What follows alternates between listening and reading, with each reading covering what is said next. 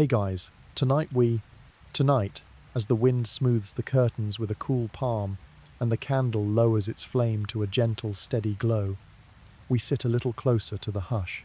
The moon hangs above the rooftops like a silver coin. Far off, the river holds its breath, and the smallest waves murmur to the stones. Breathe in, soften your shoulders. Let the soft draft hum like a forest breeze around your hair. We're in no hurry. We open the door of a castle made of memory, step into corridors of cool stone, and let each footfall ring no louder than a lullaby. Portraits watch with contemplative eyes.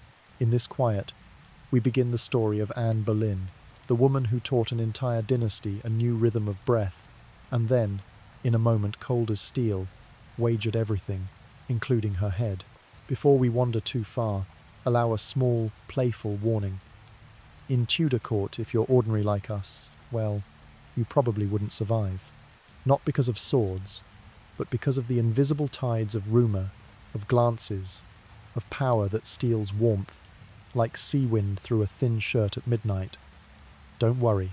Tonight we stay on the shoreline, watch that ocean from a gentle distance, hear the surf of history roll in softly, and let sleep be the boat that moves without oars. If slow stories scented with candlelight and night wind help calm your pulse, here's a tiny invitation. So, before you get comfortable, take a moment to like the video and subscribe, but only if you genuinely enjoy what I do here. Only if it truly feels warm to be here in this quiet room where moonlight leans against the window pane and the fan hums a tender score. Where are you listening from? Tell me about your corner of the world and the time on your clock. Perhaps a harbour city where waves tap the pier. A cabin in a pine forest, resin perfuming the air. A high-rise apartment where the moon rests on the glass like a brush of milk. However far apart we are, we're sharing one breath tonight. Now imagine the castle gates under a blue moon. Flagstones damp with dew. Torches along the walls flicker like great fireflies. From the garden drifts the late-season scent of roses. Wind skims the guards' cloaks, drawing shallow ripples across heavy cloth. At the end of the passage, a candle burns low, wax pooling like small icicles. Anne passes there, leaving thyme and dill, a dusting of pollen, and thoughts like hidden threads beneath velvet.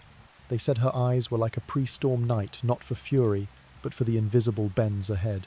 She speaks softly, touches conversations as if keys on a quiet instrument, warming the room with wit and a hint of danger. Somewhere among the stone pillars, Henry, tall as an oak, hears that voice like distant water and finds himself at the lip of an unforeseen tale. But not yet. Tonight we won't judge. We won't chase gossiping winds. We'll stand where castle meets wood, where moonlight spills like a long silk scarf, and listen to leaves tremble. The dark river curls around the walls like a gentle serpent, smoothing the sharp edges of the past. Some rooms never go fully dark. A candle always burns for someone awake. Perhaps a scribe catching a sigh. Perhaps a mother touching a cradle, nudging it like a boat on a narrow canal. Anne kept within the hidden surf. A quiet pool, a garden pond where the moon is at once waxing and waning, depending on how you look. We'll walk those corridors slowly, palm on stone for its cool, hearing the old footfalls echo like soft rain tapping at a door. Wind will guide us, candles will light the way, the forest will become a patient cloak. If your eyelids grow heavier, let them close. The images will come on their own river under moon, rose garden, spiral stair, a woman choosing to say no in a world trained to hear yes. You don't have to remember. Only let the feeling loosen, like stepping from hard noon into a shaded porch. And before we begin, one last invitation for your clear, wakeful heart. So, before you get comfortable, take a moment to like the video and subscribe, but only if you genuinely enjoy what I do here. Then, leave a note with where you are and what time it is, so I know that on the other side of night, a small light drifts along with me. Now, dim the lights, maybe turn on a fan for that soft background hum, and let's ease into tonight's journey together. The night still drifts slowly, like a river passing through a sleeping wood. In carpeted corridors, the wind glides in, fine as silk, touches the curtain's edge, and withdraws, leaving a faint breath, as if someone had just closed a book. From the inner court, The scent of dewy grass enters by a half-latched window, carrying the far perfume of forests where leaf waves whisper stories to the moon. In the corner, a candle rings a soft aureole of gold. Its flame sways like a drowsy eyelid. The room's heartbeat is even and slow, like velvet steps sliding over cool stone. Our setting is England between 1521 and 1526. The Tudor realm is a castle taking a deep breath to balance old and new. Beyond, the continent murmurs with debates of faith. Within, the court is a garden waiting for rain, every leaf poised for the first heavy drop. In that garden, our characters enter unhurried, each carrying a tone as distinct as a change of wind. First is Anne Boleyn. Imagine her as a thin curl of smoke, scented with herbs and bright with the coolness of polished metal. Her hair is dark, her eyes deep as a lake before a summer storm, not to threaten, but to hold unspoken bends. She brings to court not only the aspect of a late French rose, but a style of speaking that warms rooms, half grace, half intellect, and the rest, the composure of someone who has stood in open wind without letting the dress take flight. When she speaks, her voice lowers like a candle easing its flame so it will not weep wax. When she falls silent, the silence has its own sound, like a distant fan humming steadily, coaxing sleep. There is Henry VIII, a young noble whose heart is a patch of tender grass, always ready to lean with the breeze. His hands know reins, and also know where to open a book. When he looks at Anne, Percy seems to hear the forest applaud, lightly yet truly. They talk in a corridor with windows to the garden, where the herb beds rustle and mark the hour by fragrance. Each nod from Percy is a small wave touching the shore, then drawing back to leave fine lines. Between them, time does not run. It sits on a bench, rests its head on the cool wall, and breathes gently. And there is the king, Henry VIII. He enters like a great oak, standing in a windy field. Once he was a musician and an athlete, a man who could dance the Galliard fast without losing step. Now his shoulders bear a crown as heavy as a moonless night.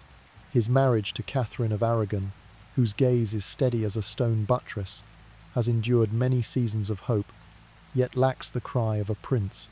As the court's breathing falls, as prayers in the chapel grow slower, Henry begins to look toward other roads. He seeks not only an heir, but a rhythm for the realm, a music by which a nation may walk through darkness without stumbling. Into this, Anne appears like a hand lamp. Her light does not glare, yet it shows a path between shadows. She speaks theology with clerics as a gardener speaks of seasons. Calm, understanding patterns, willing to wait. She discusses policy with envoys in a tone as slow as a river in drought, layer upon layer, unhurried. When music rises, Anne dances as if unseen, with wind riding her skirts and the candle nodding. Her breath is even and soft, like counting steps on a spiral stair. One, then another, then another. All letters, not numbers. All rhythm, not deadline. The Tudor court is a sailing ship through belts of mist. On deck move other figures no less important. Thomas Boleyn, a father who reads winds. Mary Boleyn, Anne's sister, a fragrance that once visited the king. And counsellors who are dim stars knowing when to wink out so dawn is not delayed. They pass with feet that do not ring on tiles, speak by letters folded like wings, and seal the flaps with wax, as though the moon had pressed its stamp upon water. In the chapel, Catherine of Aragon kneels beneath stained glass, hands interlaced as if holding the last thread that binds her to fate. She is a stillness, durable as a wall of stone, and within that endurance is a sorrow that refuses its own name. Her breathing mixes with incense until the room narrows, warms, and draws closer to the human heart. Each prayer slips outward like little paper boats set afloat on a canal between damp banks.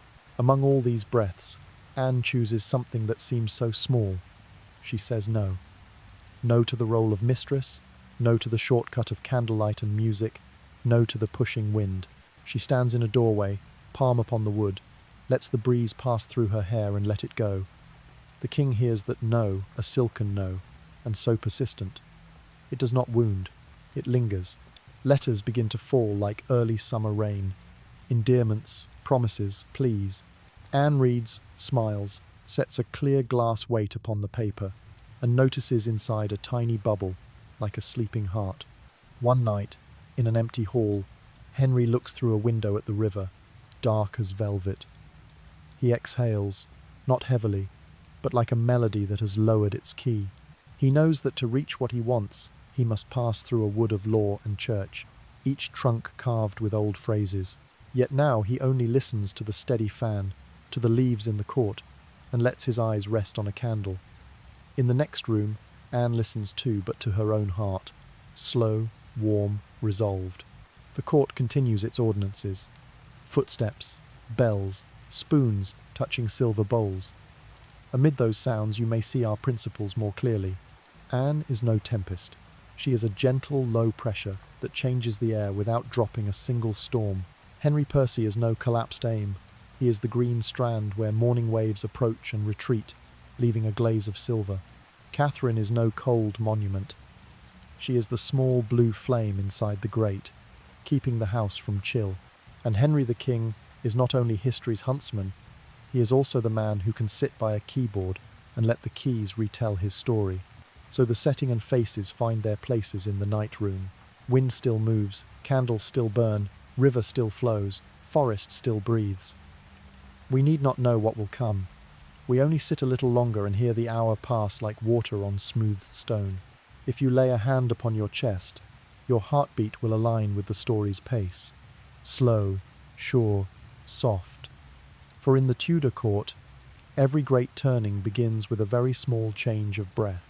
And here, now, we only breathe with them. In, out, like light surf upon a midnight shore. Night shifts colour almost imperceptibly, as if someone laid an extra sheer of silk over the sky. In cool stone rooms, footsteps wear velvet and spare the candle its soft counting of time in drops of wax. Outside in the garden, dew holds the moon and turns each path into a tender silver. In such an air, events bow and pass not loudly, only as even surf tapping the shore. Word of the refusal has gone abroad, and letters begin to fly like nocturnal birds. Some are sealed with warm wax, ink still breathing. Some whisper on the page. It is said that once Anne encountered Tyndale's The Obedience of a Christian Man, a small book edged like mountain wind, and she placed it in the king's hand, the way one sets a pebble on a lake to watch the ripples. There is talk, too, that Thomas Cranmer, on an evening unhurried as a low river, suggested a simple breath of an idea. Ask the universities of Europe. That breath opened a new road. Envoys set out, quiet as leaves in early fall. Paris, Bologna, Padua, names like a far string of bells. From each place, judgments came back. Some consenting, some hesitant, some like thin cloud, not yet rain. Every sheet touched the Roman key like a small wave. In London, papers were gathered as if for a long campfire night, in hope their warmth could loosen a decision gone cold. Then the summer of 1528 grew fevered. The sweating sickness arrived like a hot wind from distant water. People in the palace moved softer, speaking with eyes. Anne withdrew to Hever.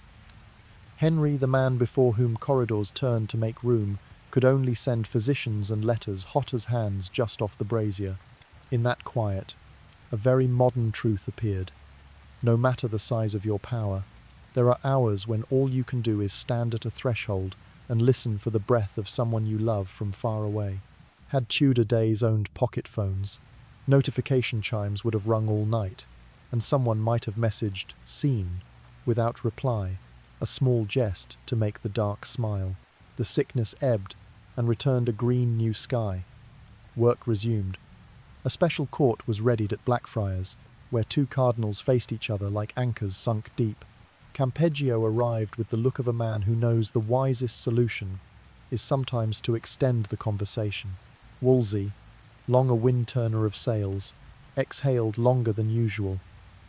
Those days at Blackfriars held more whispers than steps, and each afternoon, sun slid down the tall windows in a quiet river of gold. The court dissolved without a verdict. It evaporated like mist at noon, leaving in the hands of the court only thin beads of water. The hush tugged at another change. Wolsey, the great minister who had weathered many seasons, felt his roots loosen.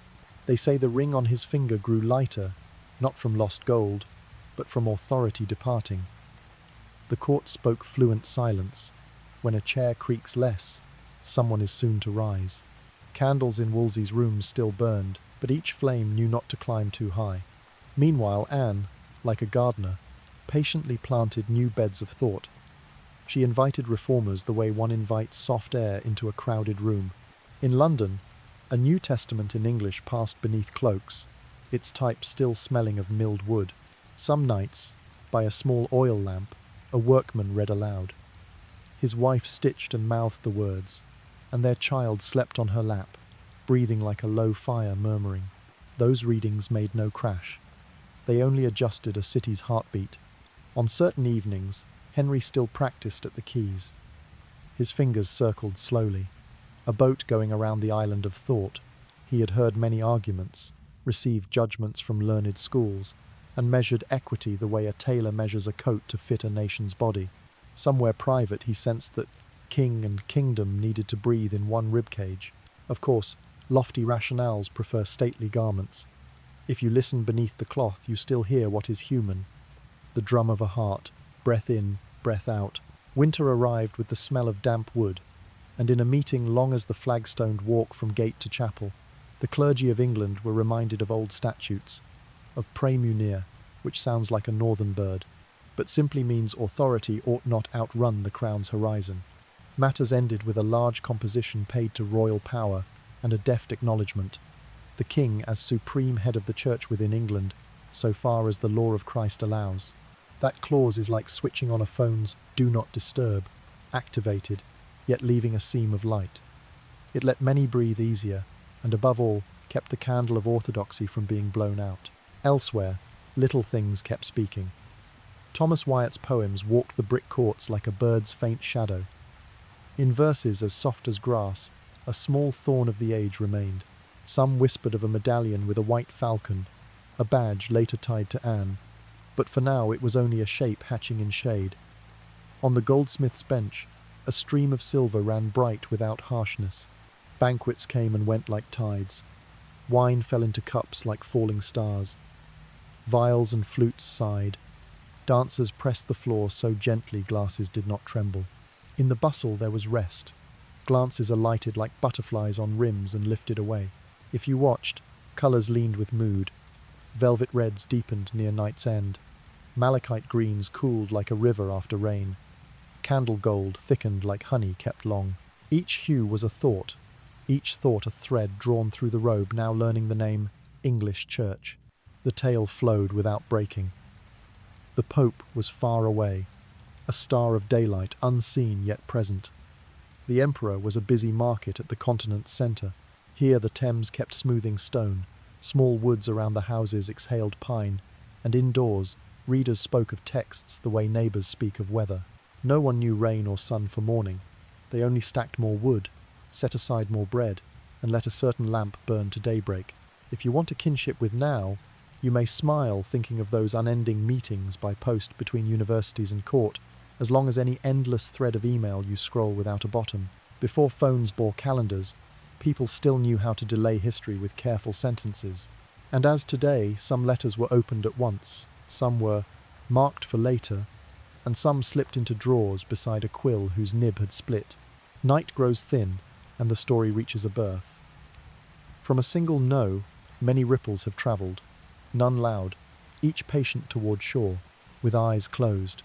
You might hear the whole court breathing to one pace, in and out, slow and deep. Somewhere Anne closes a book and rests a palm upon the cover, as if soothing a small bird.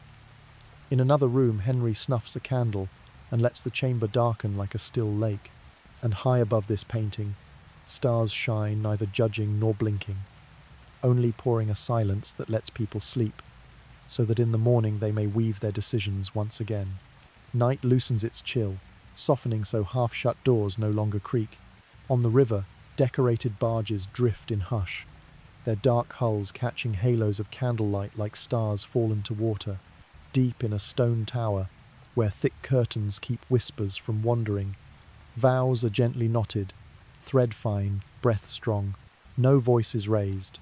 Only two close pulses touch once and then slow together, like twin ripples leaning shoulder to shoulder upon a beach.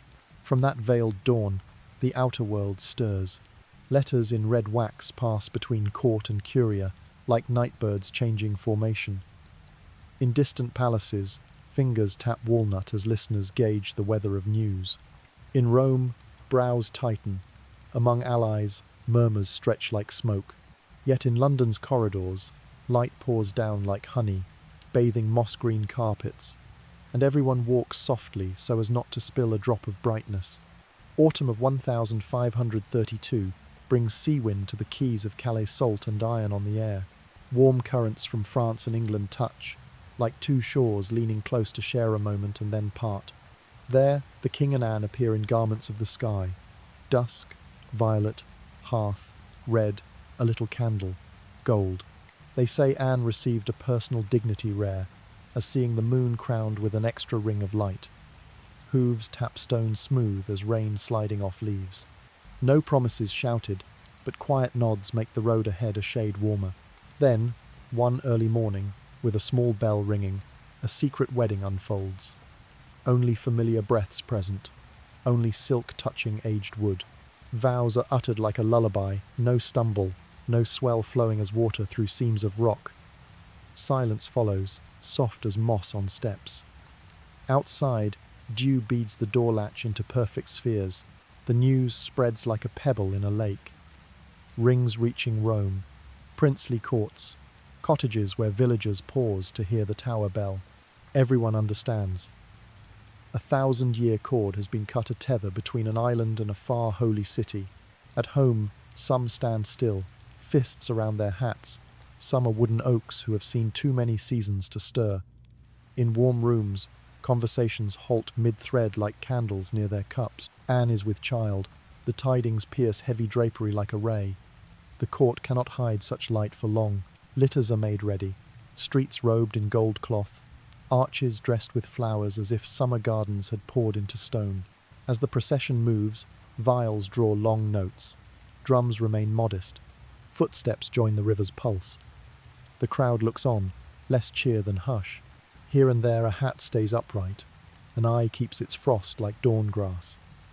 Each look is a question caught in the throat. But candles go on burning, gold goes on glowing, and Anne sits straight as one guarding a little flame against wind. Coronation Day arrives in pale Sunday. On the river, a fleet of ornate barges carries the new queen from the tower to the abbey, each craft a great leaf gliding, leaving seams of glitter in its wake. Along the bank, people line themselves, cloaks deep as bark, faces tilted like pressed blades of grass. Inside the church, incense coils and gathers like ripening cloud.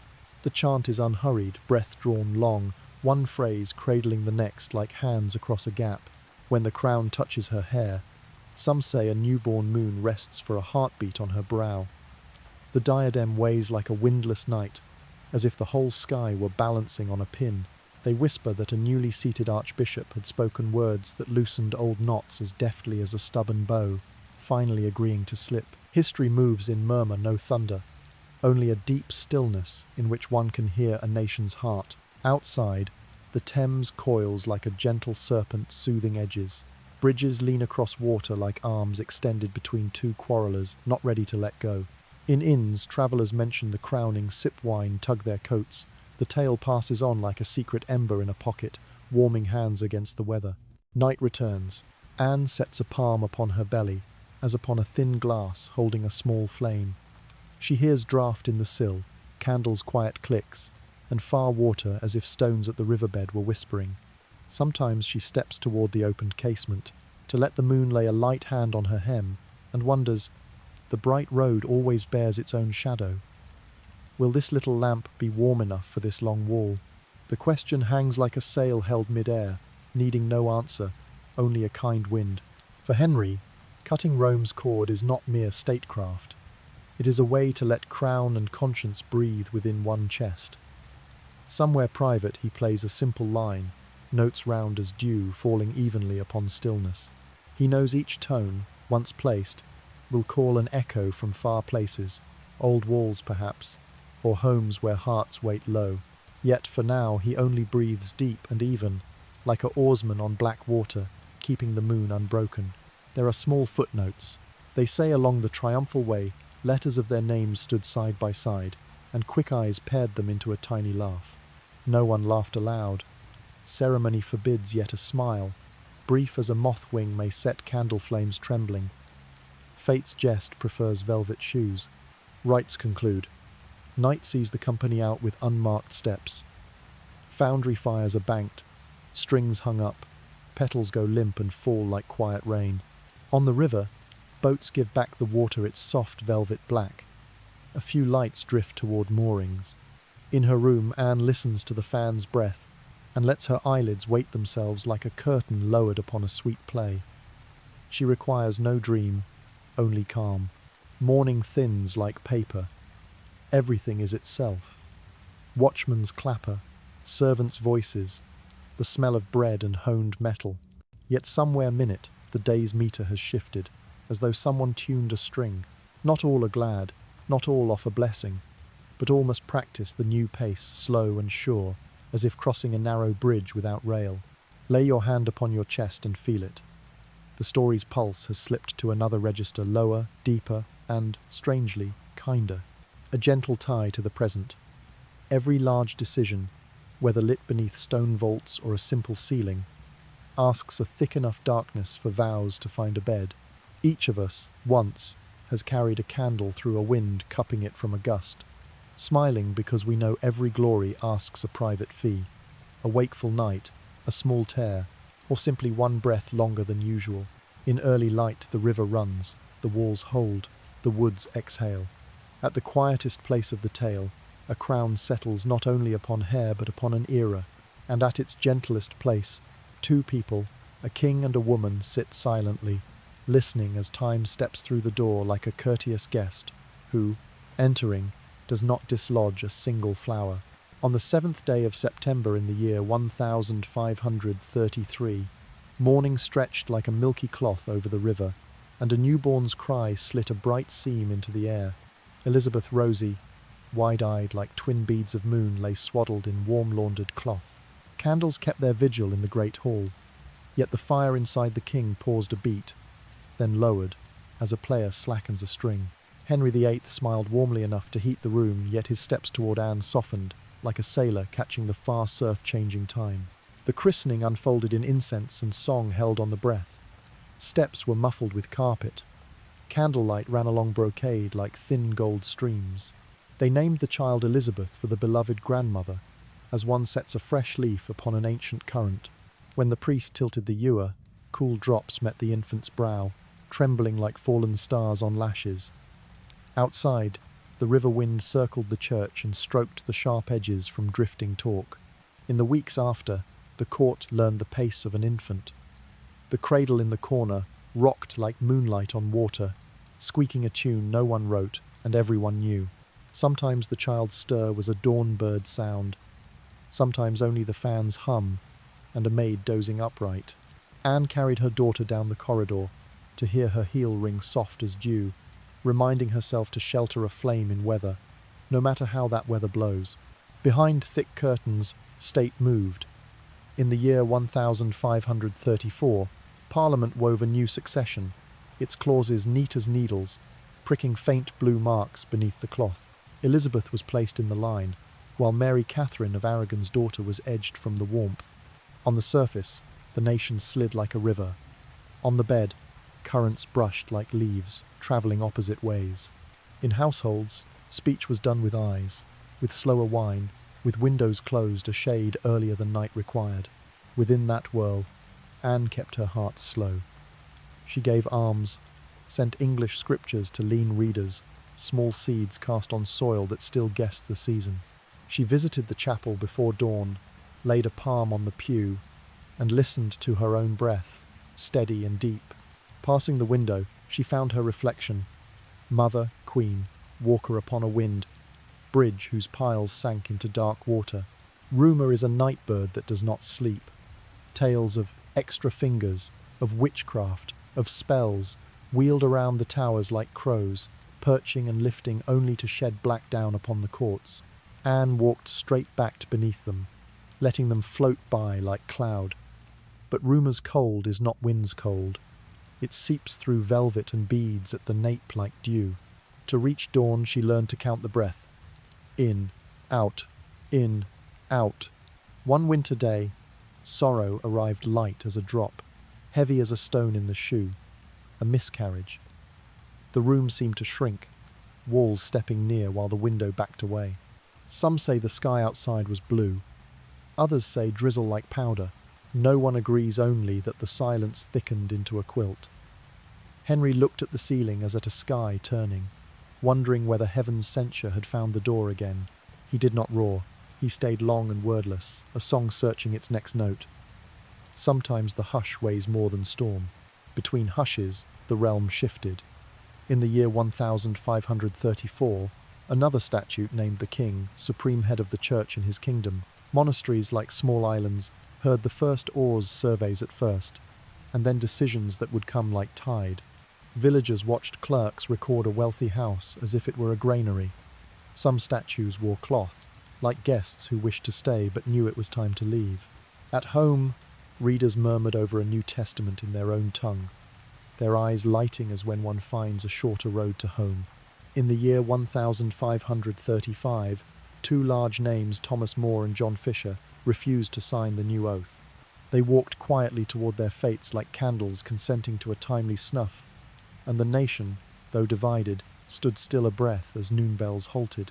We, in this century, might call it a media crisis, personal branding, a social trend.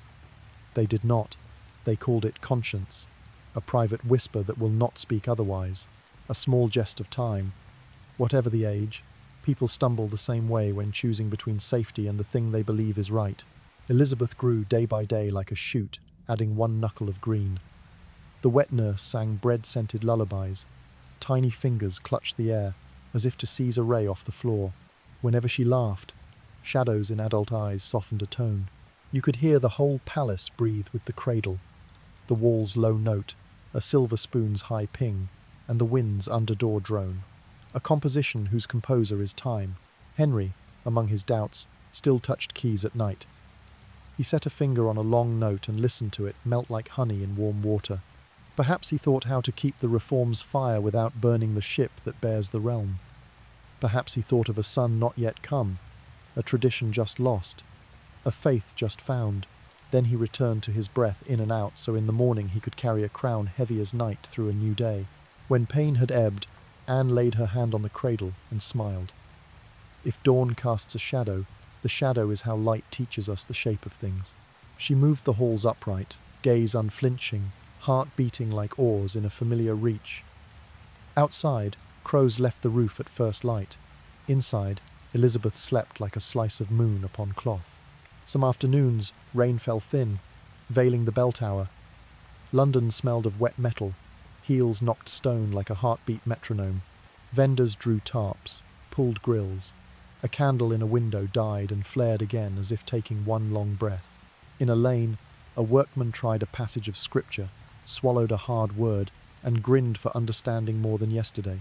Such things are not grand, yet they are the wedges that steady a bridge thrown across a wide river. Night came slowly, as if it wished to hear one more lullaby. In the warm room, Anne set Elizabeth down, pulled the cover to the child's chin, and stood still a while.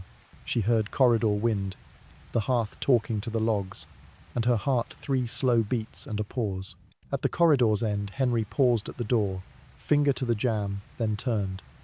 His shoes hissed on the rug like a thought-changing course. Winds shift, the river flows. The country's large alterations pass like long cloud, not always beautiful, but always instructing the gaze to lift. In the small room, the child sleeps. The cradle moves by its own stored sway. Every spare sound falls like dust. Someone dims the candles. Someone closes the door. And the palace, for the first time in many months, rests well in a night with very few dreams. The sky fogs with a thin veil, as if a cool cloth had been laid upon the brow. Through long windows, winter's light breaks into pale honey ribbons across stone. Silk touches silk with the sound of breathing.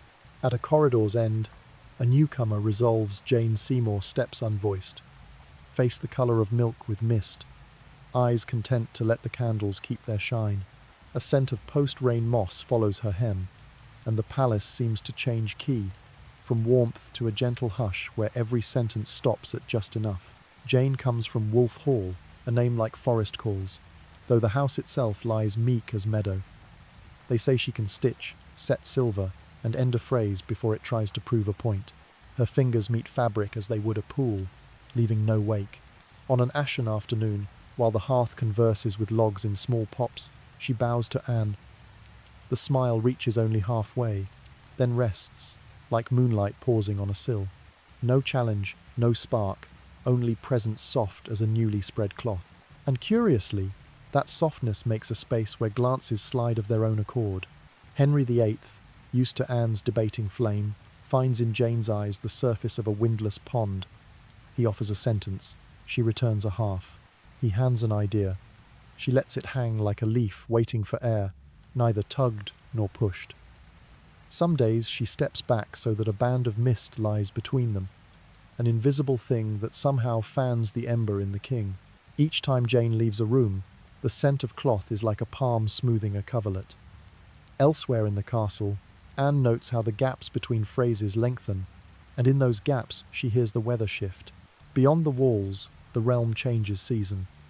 Old monasteries are written in black ink on white leaf. Dormitory, field, chest, bell, all that gleam folded into sentences. At dawn, mounted parties ride the fog, cloaks drawing long damp lines. They are the crown's eyes, counting treasure as gardeners count fruit. In a parish chapel, a statue lies under cloth, still as a guest overslept. The market keeps its fish salt and warm bread, yet talk takes the side lane. People speak of harvest, and then go quiet at the words, the monastery. If you touched that quiet, it would feel cold as a silver spoon. Inside, whispers fall like a fine rain long enough to wet the shoulder. Hats tilt, corners of mouths touch, slivers of rumour shed like feathers. That Jane's motto is, bound to obey and serve, that her badge is a phoenix rising modestly out of ash. They tell of a day when Henry offered a kerchief, and Jane touched it without taking a gesture as light as placing a pebble on a brook edge.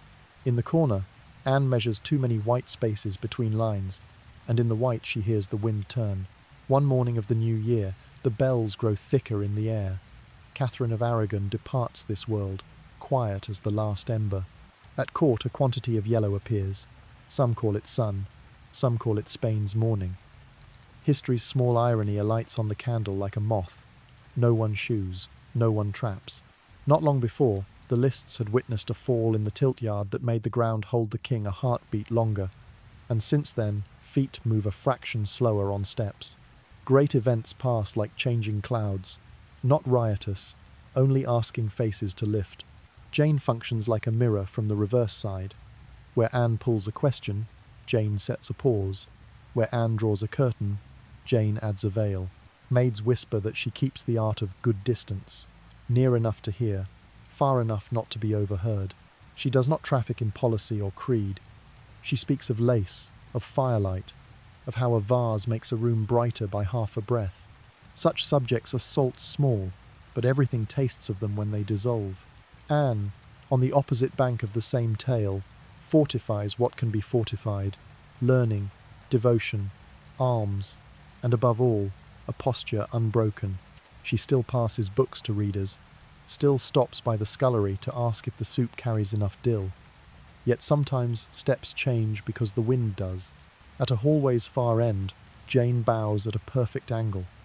At the other end, Henry's fingers find a vacant chair without thinking. The chair does not creak, but the wood understands. These nights, Henry's light falls lower. The flame draws in like a person who prefers to listen. He turns a few leaves, counsellors' letters, valuations of abbeys, a nameless piece of music, then puts the quill aside to hear the flue breathe. His breaths are even, but longer. Next door, Anne pillows her head upon a psalter. Her finger taps the spine so faintly it might be counting surf. She lays a palm upon her belly, an emptiness that teaches patience. She prays in whispers, asking not for grand things, only that her heart not rush. London smells of rain and newly honed steel. Along the river, boats of workmen and traders draw through the dark. Storm lamps paint circles on the skin of water. At inns, travellers read the latest proclamations slowly, turning each sheet as if it were a dry leaf to hear its crackle. In an alley, a clerk tries Jane's name on a scrap, then rubs it out with his sleeve, as though letters alone could stir a latch. All learn a modern counsel: keep the back straight when the lean is undecided. There are facts hardly told. That courtiers noted Jane's habit of a white ribbon, a small seam of humility stitching the hem of ambition, or that she sent her mother a panel with a phoenix, each stitch even as midsummer rain feathers will return, but need not sing loud. Years later they would write of the strategy of silence, but here, by candle, it is merely the craft of walking soft, speaking low, smiling enough. The court, like a garden after a shower, takes on the must of unsaid things. Windows shut earlier, strings are tuned half a pitch down. Cromwell moves through rooms like a gardener with shears, reading each tangle of affairs to see which branch steals light and which should be trimmed so the tree will tire less. He seldom speaks, only straightens a chair, moves a roll of vellum, sets a candle nearer. Small motions, yet the board slants by a degree. Between that balance, Jane and Anne are two faces of one silk, one smooth, one napped, one catching light, one keeping shade. Henry stands at the selvage, palm to both sides, trying to learn which warms the hand longer.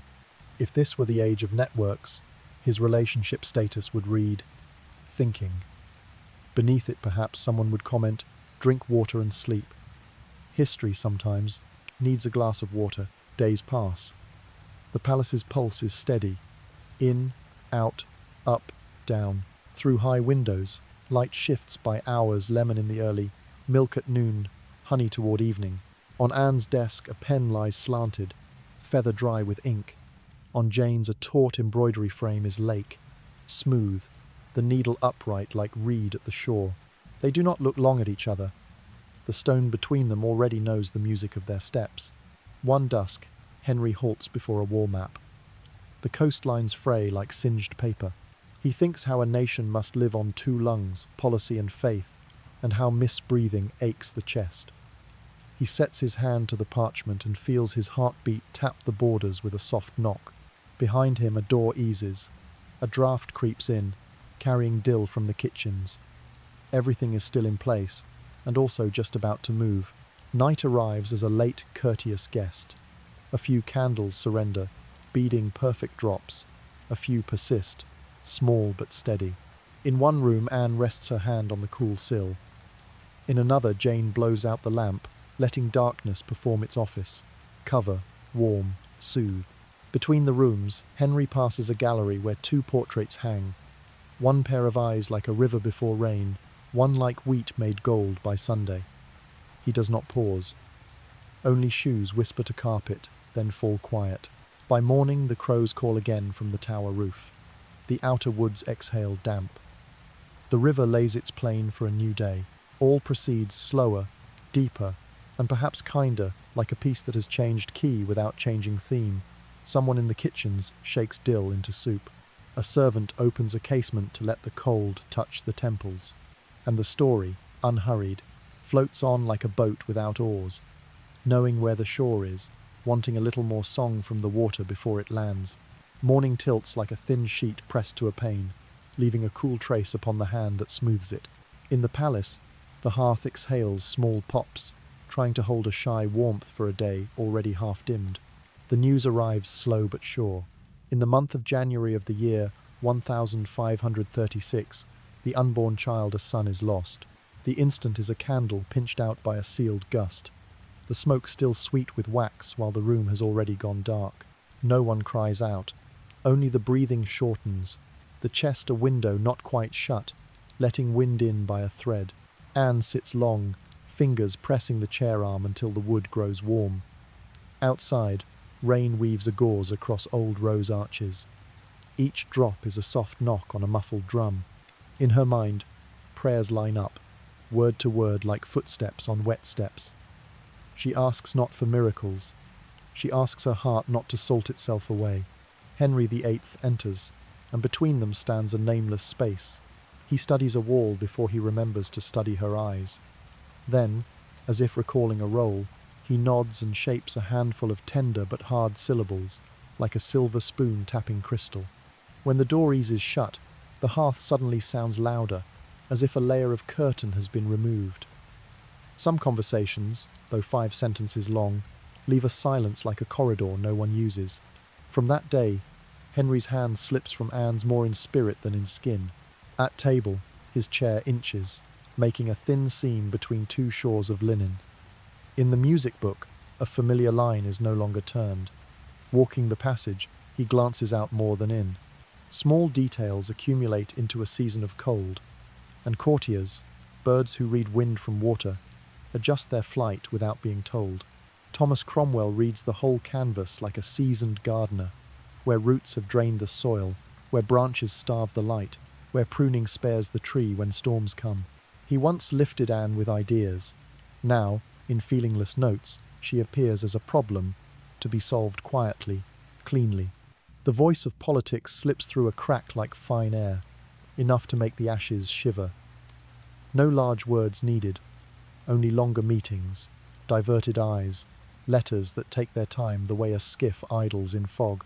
Jane Seymour advances a very small step, soft as mist. She does not do much beyond not doing too much.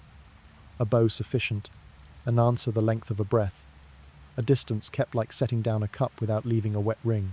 Someone whispers, she waits like a baker watching proof. No big flame, no lid lifted, fragrance arriving of itself. The jest is gentle, and of its season. Beyond the walls, the dissolution goes on like a steady tide. Along country roads, carts of ledgers pass. Leaves are swollen with fields and chests and orchards and fences. On belfries, notes fall long, a thread of sound through a tight eye. Some images lie under cloth, a carved hand peeking as if to wave, and then thinking better. The market still opens. The baker still smiles. Only the subject changes quicker when it reaches Abbey. Great change moves by very small speech. At her window, Anne rests her palm to the cool sill. Emptiness is a room. She bows her head, hair brushing the collar, and hears the wall clock tick like rain on tile, each beat a round dot of time. She thinks of Elizabeth, the child who sleeps like a slice of moon, and notices the curtain breathe each time the child breathes, as if the room consents to the infant's tempo. Perhaps that is how love saves us. It persuades the air to slow. Rumour changes key. No more praise of storm before night eyes. People sift old scraps, blow dust, pronounce sorcery, extra finger, broken tongue, things no one saw and everyone tells. At a hall's end, 2 maids murmur that even candle shadow leans a fraction away from Anne. Gossip is wind without a compass. It chills all the same. At dusk in a half-light, Anne meets Henry at the turning between 2 rows of portraits. Their lines would not fill a page, but the room's air tilts. He lets fall words like river pebbles round, heavy, rolling to their own gravity about a man mocked by fate and a king afraid of heaven. She answers with a long breath, then a calmer run than reign of trials endured together, of faiths not identical but once aligned at a prayer for this land's peace. When they part, the corridor seems to lengthen, the wall to withdraw by a finger. Afterward, at feasts, the music lowers. Fewer high strings, cooler flutes, drums only to mark steps. Jane's seat inches closer to candle gold. Anne's dress gathers deeper velvet, a night choosing to keep its stars. Those who used to greet her first begin to find a column's other side. No one says it, but carpets understand. Cromwell circulates with smooth vellum, hairline strokes marking places that need clarity. He asks one about a certain day, another about a look, another about an unfinished phrase. None are sure whether they heard or imagined. Truth in these rooms is like moonlight shattered on water, present, uncaught. Sometimes politics is nothing more than the art of lighting. Move the candle a little, the shadow changes form. Anne keeps her back straight through drafts. She lingers in Elizabeth's chamber, watching the child sleep, the small hand open like a shell. Sitting, she tells a story without a villain, only forest, river, birds that will return when the weather turns kind. In the corner the fan hums, the sound of patience comforted. Some nights she lays her head upon the cradle's rim, so her breath may learn the baby's the simplest, hardest lesson. London in that first part of the year smells of damp coal and bright steel. Thin ice floats like letters not yet sent. On the bridge, cloaks draw closer, sentences break off mid, thought like a letter cut. In inns, talk skims past Anne like a shadow, pausing just long enough on Jane's name to allow the next sip without coughing. There are small things. In Jane's workroom, a panel is unpicked once and stitched again so evenly it looks untouched. On Cromwell's desk, a wax tear forms. He turns the candle aside so the next drop will not trace the old path. In chapel, a hymn drops by half a key so the choir will not tire. Grains into a glass become a flaw. Some say Henry's mind drifts back toward old words. Brother, widow, reproof. Perhaps he is no longer sure of what he was certain. Perhaps he wants the sky to speak again, big and bell clear. In this season the sky answers with cloud. Cloud speaks with light dimmer here, brighter there. One night, Anne remains last in a room simply to hear it breathe. Stone keeps the day's heat. Boards talk softly under bare feet. On the table, a letter not yet written, a seal not yet pressed, a quill newly shaved. She feels herself on one shore of a long bridge, with the other half lost in mist. They say, courage is a forward step. Sometimes it is staying while wind goes by, neither chasing nor fleeing. By morning the reveille is not higher than usual, only colder. Henry passes, his shadow long as fresh ink along a wall.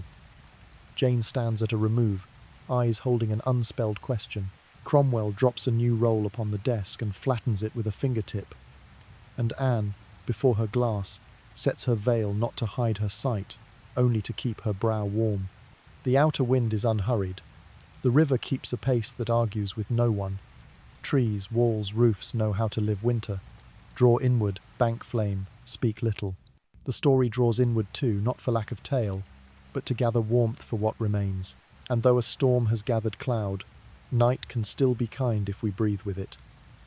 In, out, slow and deep, like laying a hand upon a wooden table to feel the grain running under the palm, and knowing some truths require only time to show themselves.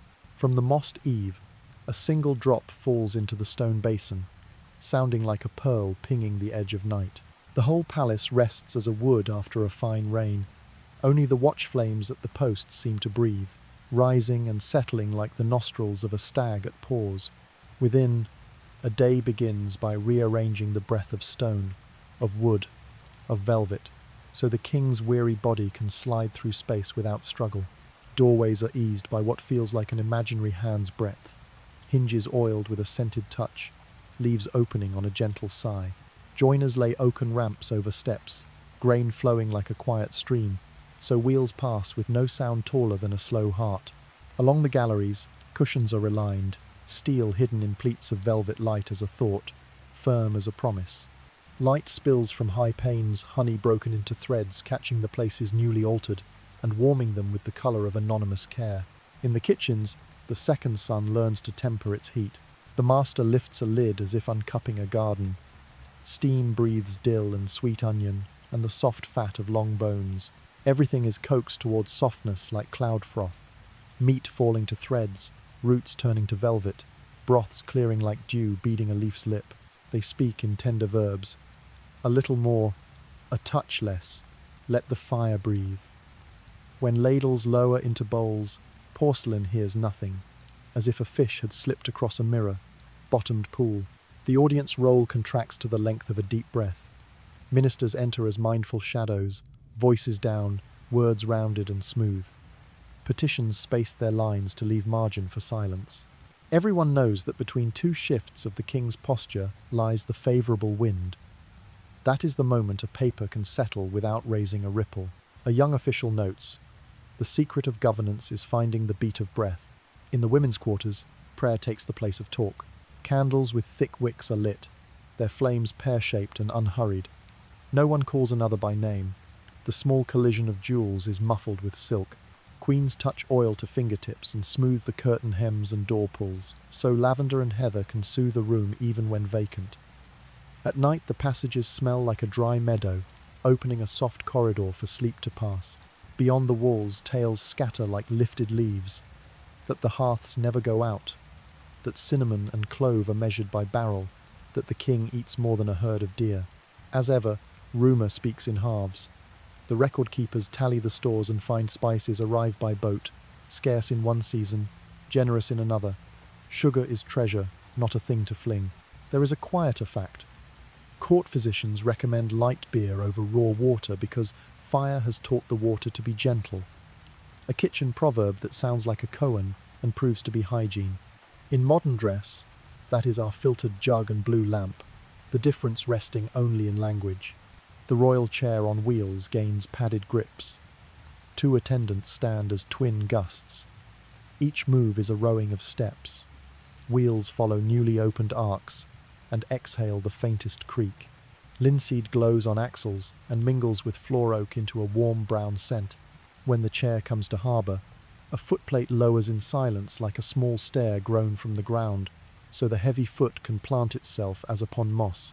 Ceremony shifts, and weight becomes the secret word of every craft. Silversmiths shape cups that lift without load. Potters fire bowls thin as a whisper. Carpenters draw armrests into curves that shelter elbow. Porters learn to open doors with the palm rather than the shoulder, so the only sound is skin on wood, not wood on wood. The small lessons collect into an art of lightness. A passer-by at such an hour would notice. Nothing great is said, but many gentle things are done. Meals arrive like a migration of butterflies. Trays no longer stack high. Instead, many small bowls. Their faces carry quiet colours, pale greens of brassica, milk, gold of oats, tender brown of lightly kissed bread. Meat is sliced to dissolve upon the tongue. Tasters touch the spoon at the rim and incline just enough for a candle to catch it. Then all step back and let the room's heartbeat rise into a low, sustaining string. Mistrust of poison clings like dew to every lid. The thrice-tasting ritual has ceased to be alarm. It has become morning and evening choreography. Open, touch, ascent. Testing stones rest like bright pebbles as though dredged from a spring. Seals now feel like ribbons gestures by which the mind releases its fist. Here there is order. Here there is safety. Someone smiles that, if a pocket app could stamp serene upon each lifted cover, the palace would keep a streak as long as harvest. The king stands seldom and leans often. His back meets the chair as a key meets tide. When he turns his head, a hand steadies the crest. When he reaches forward, the table glides half a pace on hidden casters. There is no rush here, only a chain of small adjustments, like little reed weirs along a river that make the water slow without stopping. Scenes shift tone with the hours. In morning, milk-white mist carpets the brick court. Gardeners open casements and pour soil, scent into rooms. At noon, sunlight filters through leaded panes, breaking into blue and amber and violet, the palette of a hymn. By evening, the fountain lowers its voice. River air arrives damp and tugs the curtain's hem, and the fireplace reads that signal and bows its flame a little. At night, low smoke wicks stand so steady they resemble tethered stars.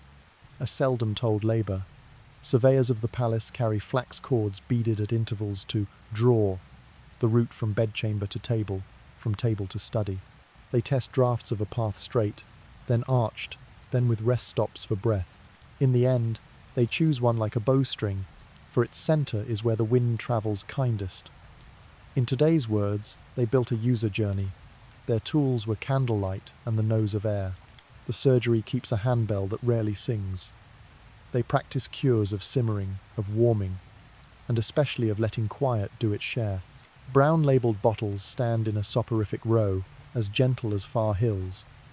The elder medic repeats a maxim, "Night is a good teacher," and smiles into a steaming cup.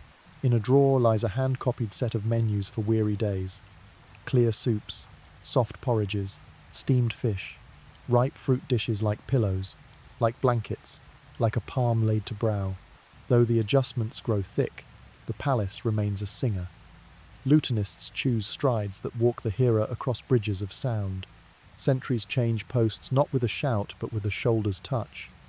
Keys pass like raindrops. Portraits look down their oils, softened by seasons, as if witnessing a rite that has risen from tenderness. In the market, the storyteller adds lacquer, spoons gem set, wheels gilt. In truth, the spoon is plain good silver, and the chair velvet, dark. Their worth lies in how they work without noise. One may smile at such embellishment as at a filtered picture, altered a little, yet still a way to give a softer casing to bare fact. One afternoon, clouds hang like a scarf. The king studies a small casement where a rose cane brushes the frame, just in bud. He signals that the music thin. The room complies. Only the heater's breath and plumbing's hush remain. On the table, an amber bowl steams, the spoon standing like a small boat. He lifts and sips. Warmth walks the throat, and a chord eases at the temple. In that moment, all the ramps, the wheels, the linseed, the adjustments gather into a short sentence. Enough for now. Oh, when dusk lays a hand upon the tower, the lamplighter walks the passage and dims in the learned order front, middle, rear, so darkness enters as a well-mannered guest. The chair rolls home, the canopy falls. At the bed's edge, pillows wait and breathe dry flower scent. Somewhere, a brown shrew slips the rose bed and leaves the faintest stir. All sounds lower by a measure, as though the orchestra has found its key. And the palace, after a day of schooling itself to breathe, exhales long, slow, warm. The edits remain like penciled notes along a stave and will be written further. But now, in a wash of pale gold, the tale of a tired body and a house that knows how to take its weight has come to a rest. If anyone were counting, they might say it equals only the number of thank yous that did not find a voice. Mist lays a thin blanket over the wall, softening stones long acquainted with wind.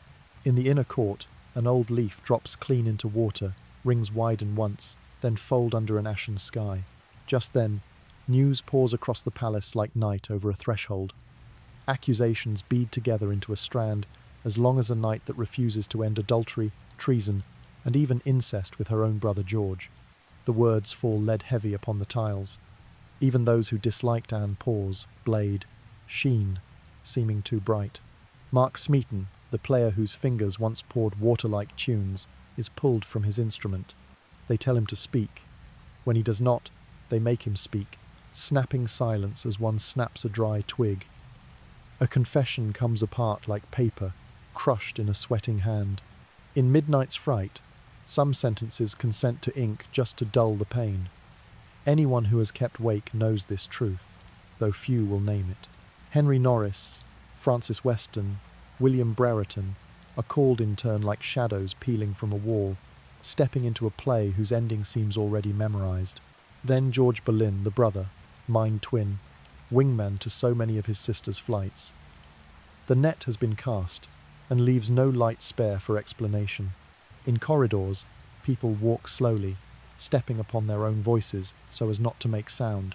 On the 2nd day of May, warders arrive like a thickened mist. Anne is brought to the Tower of London, where 3 years before she had waited for her crowning.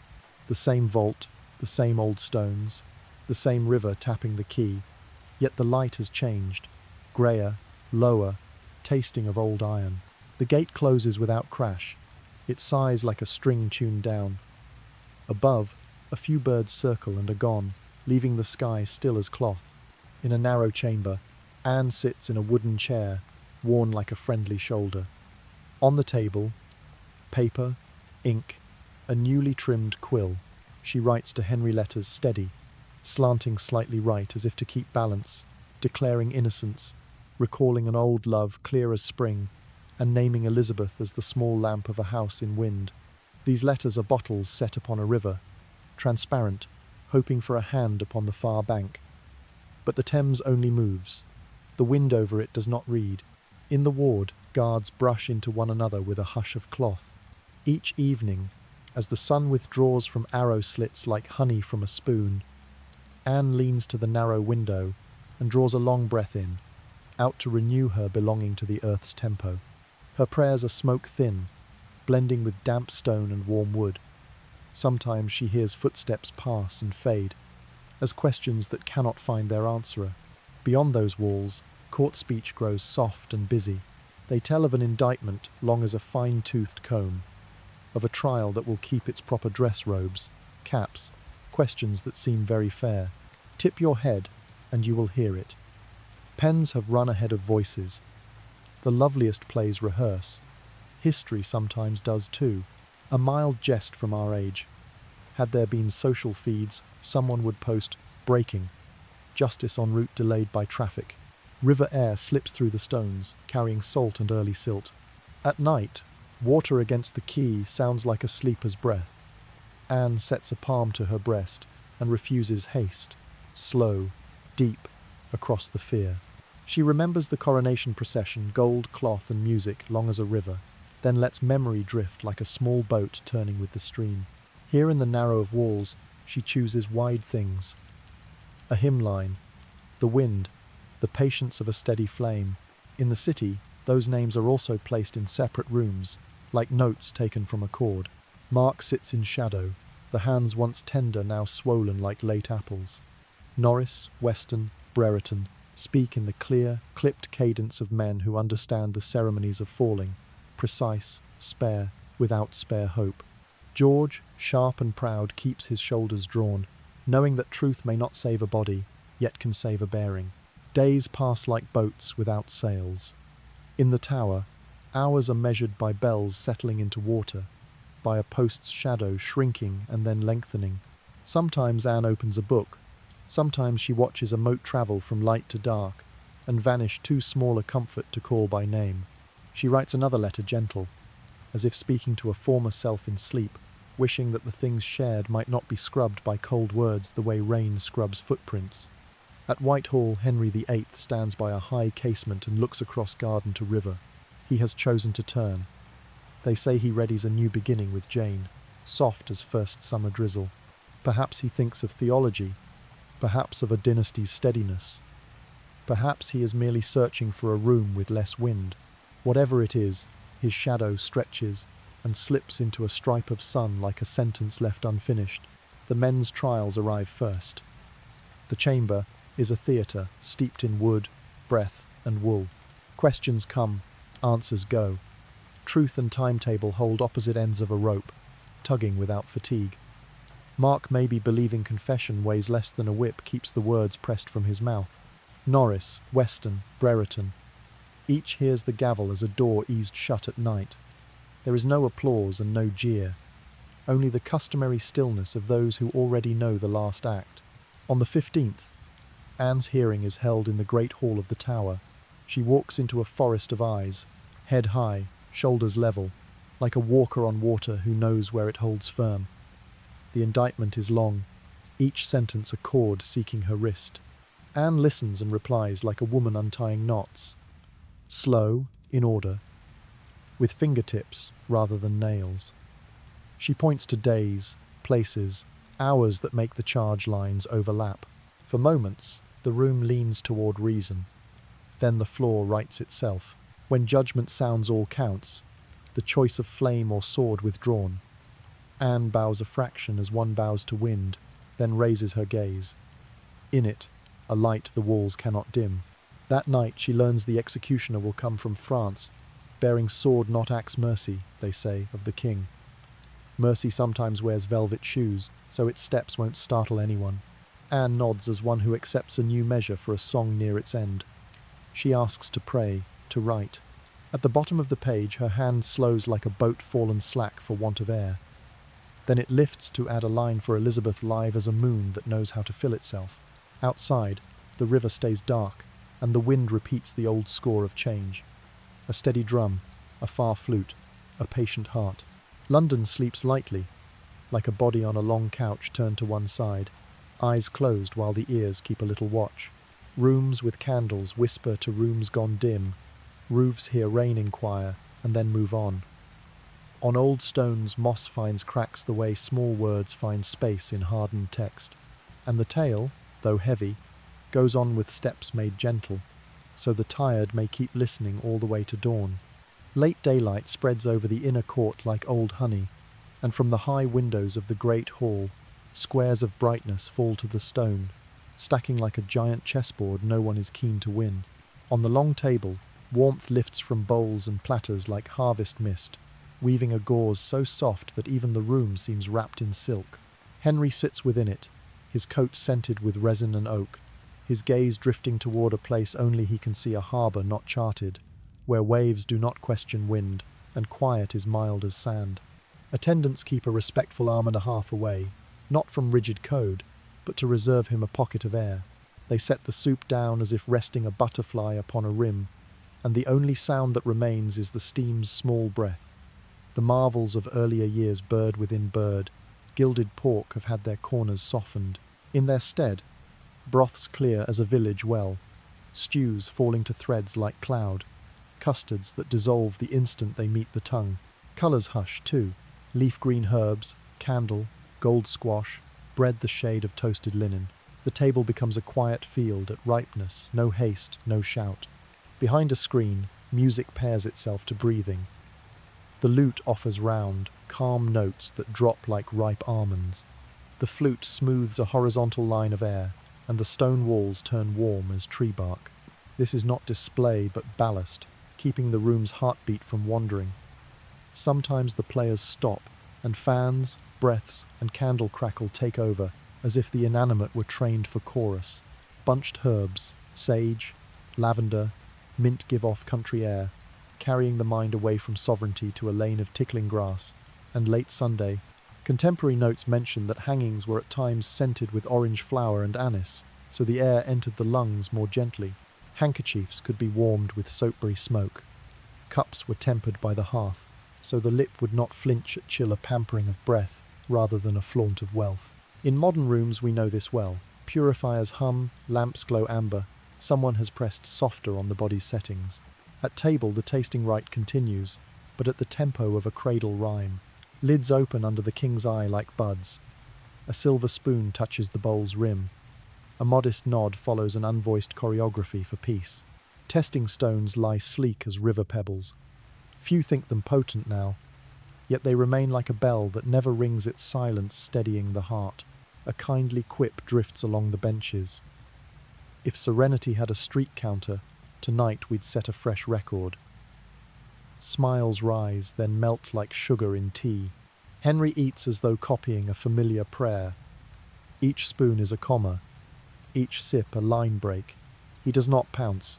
He repeats, as if to verify whether anything within has changed between two touches. But the unseen rampart grows higher with heavy breaths, thicker with nameless doubts. When his eyes leave the bowl and drift to the narrow window, where a pinch of cold stars is scattered, you can guess he is sounding the names of those who have passed. A tutor, a friend, a queen that once blazed and sank his private constellations in a season that moved on. The staff understand and withdraw another half step. Curiously, warmth follows that retreat. It is the extra stitch along a hem that keeps cloth from fraying, the bend in a lane that wraps a field. At that measure, the touch of spoon to plate is like fine rain on tiles, enough to show weather turning, too light to startle anyone. Eyes exchange small notes, and the room's pulse back, forth, pause, breathe, becomes a slow dance without music. Records say that banquets in these years ran shorter, with gentler drinks, and sweets gave way to fruit and light cakes. This was not a proclamation, more a breeze deciding between cool and warm. Petitions found their lane in the hush between two spoonfuls. After a swallow of warm water, those were the times when other voices might become his own. Much as we, now, send a message when the status reads active, except the signals here were beeswax scent and the fan's mild wheel. Some details cling. Once, the cooks placed a subtlety on the tray, a sugar boat with cloth, thin sails only to be seen. Henry looked long. Candlelight poured itself over the deck. He nodded, did not bite, and motioned it aside. Downstairs, the boat was shared into shards among the hearth hands. By morning, a tale in the market. The king launched a ship. Exaggerated, yes, but with a good kernel. Sometimes the thing we keep is not taste, but image. As the sitting draws to its slope, warmth in the hall drops a key, as if someone tuned the night. The lamplighter swaps in thicker wicks so flames hold still. The pourer turns to herb water with ginger and orange peel for sleep. Henry touches his temple, soothing a drawn string. He breathes in slow, deep, breathes out long, even. That breath spreads along the tabletop, covers the grain, and spills to the floor like an invisible shawl. Those nearest unconsciously join each a little, and the room seems to borrow breath on his behalf. Beyond the leaded panes, the dark slides the length of roofs. In it, the fountain's note is clear as pen upon thin paper. A bat stitches a seam across the cloth of sky. The casement holds a slit only as wide as a breath, enough for a draught to lift the table linen like a hand brushing hair off a brow. In such small movements, the banqueting wall fissures into hairlines, becoming windows you cannot see where the gaze, and perhaps loneliness, step outside for a moment. Someone quips, very softly, that if dinner were a group call, Henry has muted the room to hear his own background. The jest is not unkind. It points to a tender truth. Sometimes you must silence bells to hear your heart. In our season of notifications, a quiet bowl and a warm herb cup become the soft fortress we build against noise, a rampart not to enlarge solitude, but to give it shape and a window. He asks for a small piece of cake, chews slowly as one chews a fond memory. He breathes a few names of the dear departed. The syllables dissolve in the room's warmth like gentle foam. A candle in the far corner snaps a hazelnut crack. The lamplighter cups a palm and tends the wick. The meal is now more vigil than spectacle, more breathing exercise than parade. The grand music has stepped back. The monosyllables of crockery keep the talk. When the table is lightened, a modest fruit plate remains, parted orange, a cluster of grapes still cool with dew, a sliver of pear. Candlelight finds the faint oil on their skins and turns them to little floating stars. Henry uses his hand, unhurried. His fingers roots of an old tree-touch flesh, and the room can almost hear a garden. Outside, river wind pats the roof. Its muffled thrum sinks into the stone and becomes a bass to carry the night. At last, as with all gentle evenings, nothing grand occurs. Darkness takes its place, flames settle, spoons grow thin, breaths lengthen.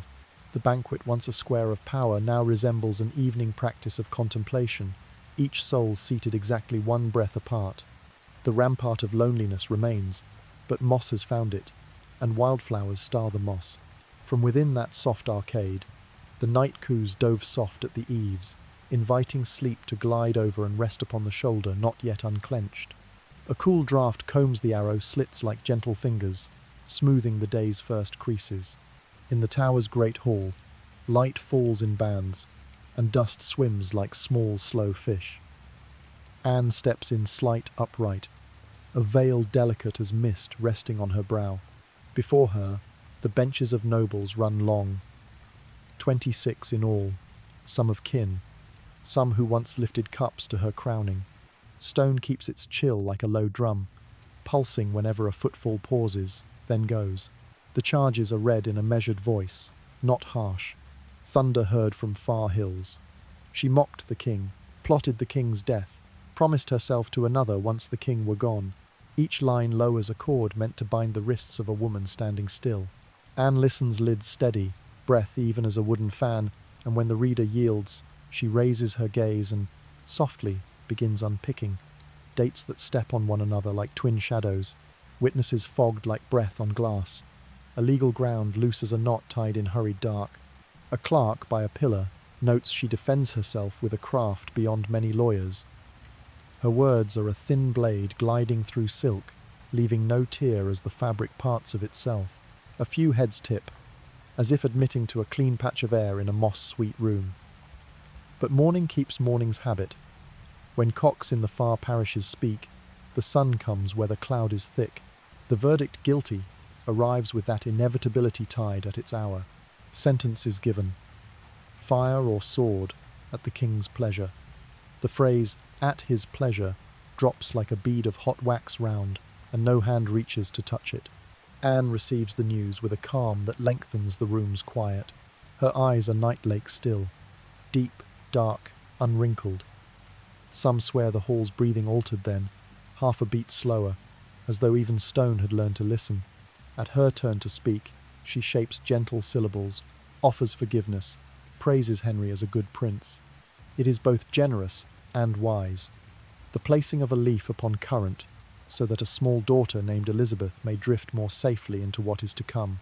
These lines ask for nothing, blame no one. They only light a small candle in a long corridor of history, where any wind wishing to pass must tread softly. Outside, the Thames curls like a kindly serpent, scaling silver beneath thin Sunday from the quay.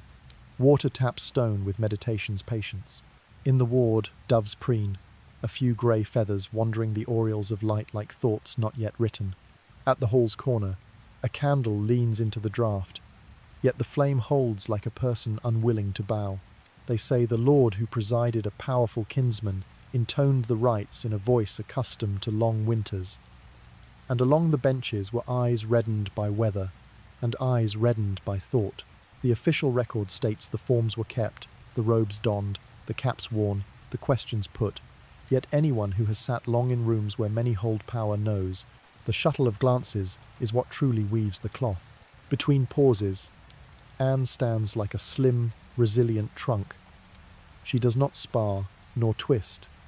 She merely shows, as if pointing out a night map so others might see the stars. Naming the days, she says, the 15th of May of the year 1536, with a slow cadence, letting each word take the place it chooses. There is of course no applause, only a hush of consent from a few pairs of lids, enough to shorten the hall's cold. The hearing glides like a river that knows its mouth, needing no oarsman. At the end, when every dot is set, Anne bows a fraction and takes what is hers. Someone coughs a grain upon a tabletop. Above, a cloud pulls across the casement. Sunlight softens by half a tone. And so it is done. A life gathered into several lines, like a season abbreviated in a box on a calendar. Returning to her chamber, she asks for paper and ink. The hand writes with even measure. Upwards, a leaving in God's care. Backwards, a thank you. Forward, a counsel for Elizabeth, learn to hear the wind change and still keep your own warmth. Outside, the hour bell throws round notes onto the river, as pebbles placed just right. Some things need not be loud, they need to be true. If we look from now, we might call this the art of keeping one's brand amid a storm of news. Anne has no social feed, but she carries something steadier, a bearing. In our busy world, sometimes a single deep breath in, out is declaration enough. Night arrives with courtesy. The casement closes, the draught remains, a mild murmur. Candlefire licks a silver cup and leaves a trembling gold like fish scale. Above, late birds find their lines home, etching thin strokes on a darkening sky. Anne leans her head to warmed stone and hears herself. 3 breaths, a rest. 3 again, a rest. History is turning a page with the tip of its finger. From the chapel's high curve, a faint memory of incense lingers, and the old choir seems to send a silk thread of sound toward the bedchamber, coaxing eyelids to close with a song that has no words. Night ripens like a persimmon under the eaves, taut yet tender, washing the heavy drapes with a pale lunar green. Henry lies on his side in a nest of cushions, a hand over his chest as if holding the hive of rhythm, breath rising and falling like oars dipping softly on a silent reach of river. With each exhale, the nearest candle inclines, its flame trembling, then steadying again, like a doorkeeper bowing to a guest unseen. Dream enters without a knock. It goes barefoot across needlework, carrying cool grass and an off-sea salt. The room opens into still water. The bed frame becomes a wooden boat. The cords lift into sails. Quilts turn into lapping edges. He names a few absent companions. A seasoned tutor. A friend of springtime. A queen who once smiled beneath an arch of flowers, then raises a cup the way one lifts a fallen star. No voice answers. Yet the chamber replies with quiet sounds. Candle breath. Linen brushing like a small wing. The heart dropping smooth stones one by one. Behind the curtain, courtiers draw back to grant the king's dream its sky. The physician tends like a keeper of flame, refreshing dressings with garden decoctions, hands warm and unhurried. He murmurs a string of old phrases, not as medicine but as a lull, and as the words subside, Henry's breathing loosens. The lids take on the weight of a leaf. The shoulders release. A clear nap arrives, as gentle as warmed milk, long enough for the wax within to soften. In this province of sleep, shadows lose their thorns. They are kind as the shade of a tree after noon, pacing the bed like old friends who arrive empty-handed with bright eyes. One such shadow wears the memory of a Tudor masque those courtly nights of costume and lantern. Here the dance slows into breathing practice. A step in, a step back, an embrace, a bow. No fireworks, no brass. Only the antique floor, one soft heel marking a single note, then nothing, like a foam ring fading. On other nights he finds himself beneath the vault of the Chapel Royal, where boy choristers once spun Latin into light. The old timbre returns, fragrant with resin and oak, lifting him in a hammock of air. He sings without opening his mouth, only with pulse and the whisper that slips the lips' corner. Sometimes the dream launches a great ship once celebrated at court, its name a banner of might. Yet instead of banners and drumming hooves, there is only water marking time on the keel, and the moon laying a silver road, so the hull will not stray. A quiet footnote.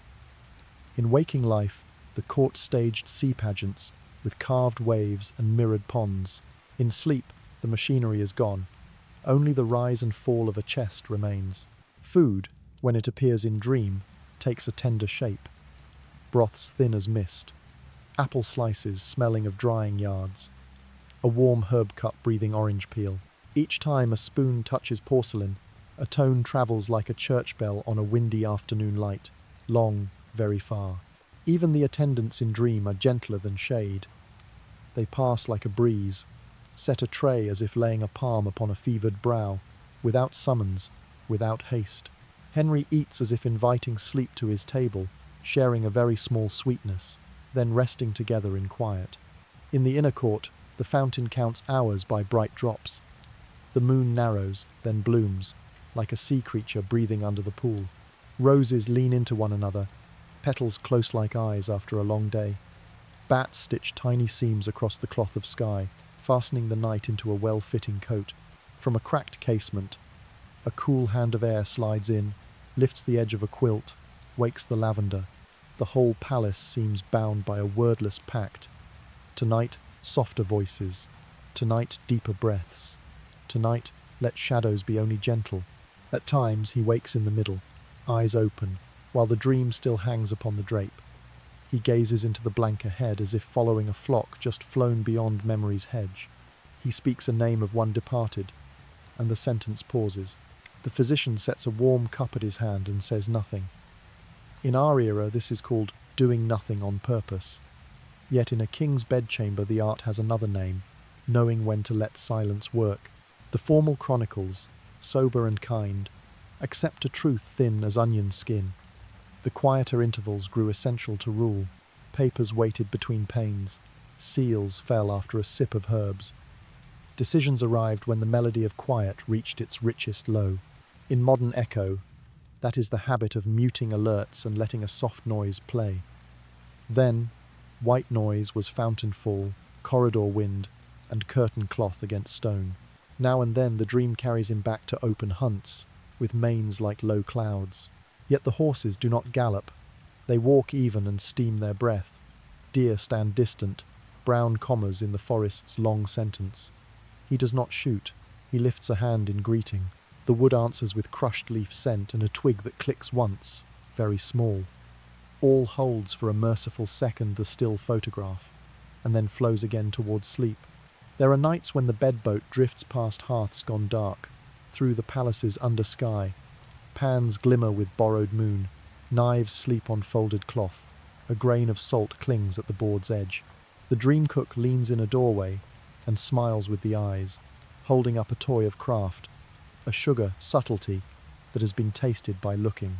"Leave it just so," Henry says, voice thin as smoke. "We will only see." The words land like a dried blossom upon the floor, needing no hand to keep their scent. A mild joke wings past. Were there a dream tracking app today, the king's report would log only low frequencies. Water, wind, candle, spoon, and advise. sleep on the left side, to hear the fountain better. Yet it is in those humble tones that a heavy heart finds its hammock. Each night, a short span, but unbroken. Somewhere beyond the walls morning gathers. Before the birds announce it, dream slips out like a gardener who knows the hour. Henry turns. His breath lengthens, the way a boat noses into harbour. Opening his eyes, he finds the room restored to room drapes, candlesticks, papers squared. But one small thing remains, like a brightness lingering after cloud, the soft sense of a beach where waves do not interrogate, only arrive and depart. He touches the warm bowl, set as invitation, and the night's gentle shadows, satisfied, draw the door behind them and let the day in. Dawn slid over the old wall like a slim ribbon, brushing the stones that know the wind by heart. Between night and day, far bells poured onto the river, widening into small rings before fading, leaving the air damp with moss and iron. Anne rose from a brief sleep, hands folded as if sheltering a flame. In the waiting days she had prayed with slow, even breaths in, out, the rhythm of water against a quay. They say Henry VIII had summoned a headsman from France, an act of mercy, so the stroke would be clean, as though kindness could be shipped across the channel in a padded chest. On the morning of the 19th of May of the year 1536, the sky stretched a grey cloth, rainless yet wet. Anne wore grey damask and a white cap, the collar holding like a quiet resolve. She stepped onto the private scaffold, each stair tapping a soft tock, the sound of a heart practicing calm. Few were allowed to witness a discretion that felt both cruel and, strangely, pitying. The wind crossed the yard as a careful host tidies a table. Fewer chairs, fewer words, the ceremony's linen smoothed. The French swordsman stood a few paces away, compact and still, a straight line waiting for ink. His blade, tilted, drank a silver thread of light. It would not thunder like an axe. It would be a silent bolt, all flash, no roar. Anne lifted her gaze to the lead-coloured, low, cold sky, then let it fall upon faces turned aside for wind. She smiled, barely the smile of someone setting a bouquet upon a sill, knowing the scent will remain longer than her steps. Her final speech was brief and clear as water. She claimed the place of a subject, asked prayers for her soul, and praised the king as a good prince. The words dropped onto wood like beads of wax round, warm, no accusation, no shield. Perhaps it was her way of closing the door softly, so the draught would not wake the child named Elizabeth a few rooms away. In our time, someone would post a concise, exemplary statement optimized for empathy's algorithm. History, at times, prefers well-mannered simplicity. The wind paused, listening. Then the sword flashed a scheduled lightning so swift the yard's corner flag had not yet turned. All ended with the neatness of a sentence taking its period. Those present bowed longer than usual, as if in debt to silence. By the river, water kept time against the stones, steady, patient, unhurried, as though the Thames already knew some things, should travel only by its slow means. Anne's body was laid quickly in the chapel named St. Peter ad Vincula within the tower. No marker, no carved likeness, only cold ground and evening shovelfuls. A flower hidden in soil, its petals still scented of wind. Yet the quiet of stone could not stop time's whisper. Some former maids lit candles in their rooms, small private stars. Some passed the chapel without daring to linger, yet unconsciously slowed. In London, the map of whispered stories redrew itself, like streets easing after a great rain. That same night, the king, so it is said, ordered a modest supper, as if a heart might change key faster than strings. Such briskness, on a modern dashboard, would earn decisive action. History, with its tired smile, writes only. A page turned very neatly. A late moon lifted beyond the cloud's edge and laid a silver ribbon on the river. Boats breathed at anchor, ropes tightening and slackening in quiet sighs. On the quay, wind moved through hollow barrels and made a warm emptiness like a test on a flute. A warder made his round. Shoes touched grit and sounded little notes. Somewhere in the palace, Elizabeth's cradle rocked under a sleepy hand. The child breathed evenly, adding a new line to the night's ensemble. There were small details, few noticed. The The scaffold built for Anne was smaller than earlier platforms, a way to narrow the gaze. The executioner carried a cloth bag to keep the weapon from tender eyes, and a day before, another grave had closed over the men condemned with her, low notes laid to prepare for a final tone. Altogether, they made a ceremony at once exact and tight-throated, like a psalm spoken slowly to swallow between lines. In the chapel, hot wax mingled with damp stone. The floor's ancient grain resembled time's own surface, fine, cool, unhurried. Perhaps Anne lay near others once honoured, though her name was not on stone. Perhaps, on some morning when angled light streams through coloured glass, dust will flare above that unmarked place like a small aureole. History owns quiet ways of showing what was covered. From that instant, Anne's story stepped out of one woman's fate and into a dynasty's. Soon enough, Elizabeth, the child once unwanted, would rise like a star that learns its own directions.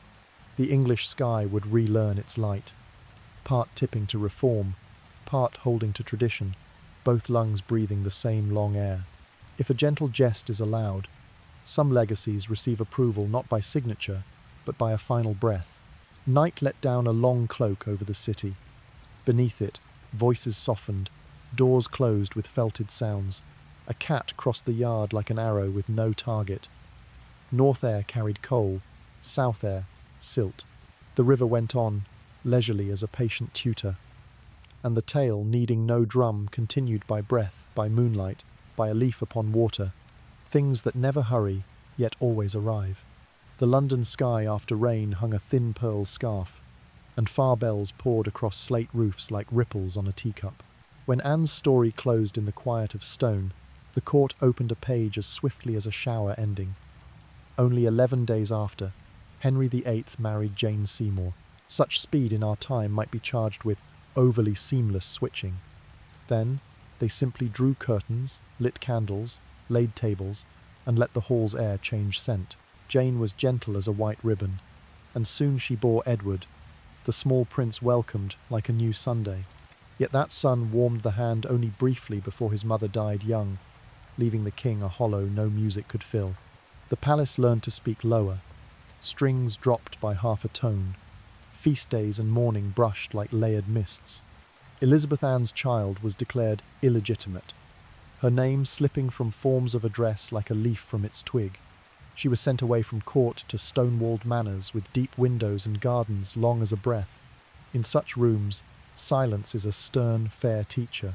A windless night of silence gave her time to listen to power's footfalls at a safe remove. Envoys' heels on carpet. The silver knife sigh of letters opened. The hearth's small pops when someone sighed. She gathered languages like pebbles along a shore. Latin, French, Italian, the tongue of sacred books. She learned history and philosophy like planting a row of saplings, one root at a time, so she might later walk beneath her own shade. Her tutors owned eyes that smiled at a right answer, and held still for questions deep enough to keep till morning. Elizabeth honed a seldom-named skill, entering a room without making the goblet tremble. She practiced how to tilt her head to hear without promising, how to smile without binding, how to pose one question that invites 3 more from the other. In the mirror, she kept her gaze warm but not hot, straight but not sharp. At night, as wind pressed the leaves, she reread Seneca and Erasmus, then snuffed the candle and counted her heartbeat down and out like a narrow boat edging home. Beyond her walls, the court was a sea changing colours. Henry VIII continued to marry. Weddings and scaffolds alternated like tides, leaving onshore brine that defied naming. Elizabeth watched from distance, as through winter glass, clear, cool. She remembered not to mimic, but to avoid. At her desk she trained small, even letters, each stroke a tight-laid brick. At the chessboard she practiced moves that drew no applause, yet set the board half a pace back.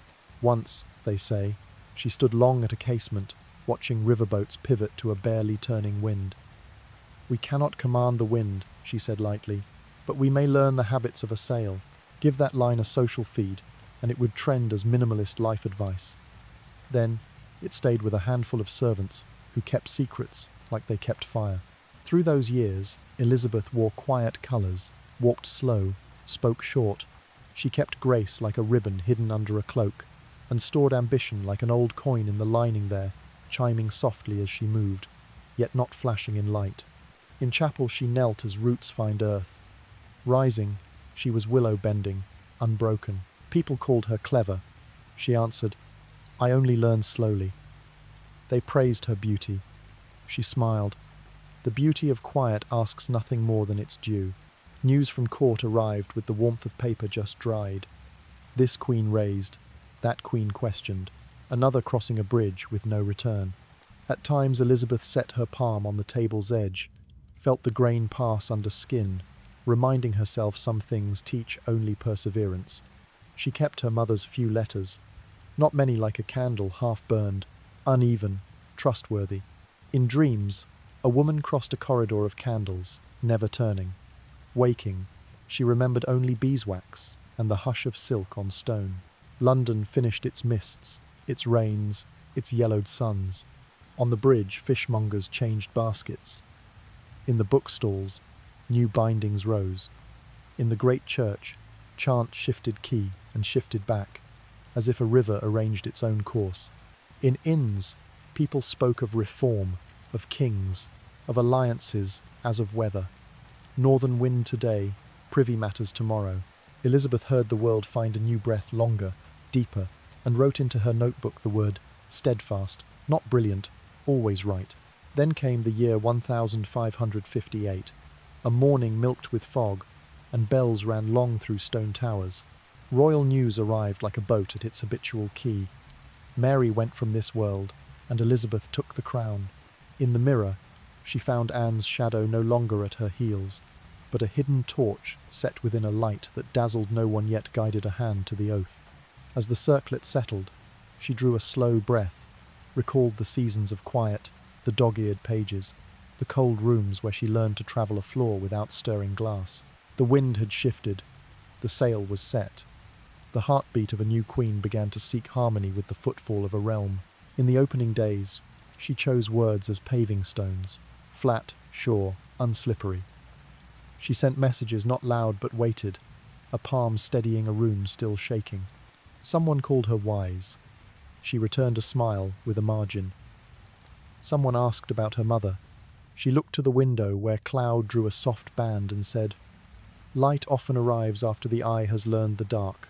And under a sky where the river's air kept singing its old song of change, Elizabeth ruled in her own manner, soft yet strong, gentle yet enduring, glinting like a sword we keep in velvet.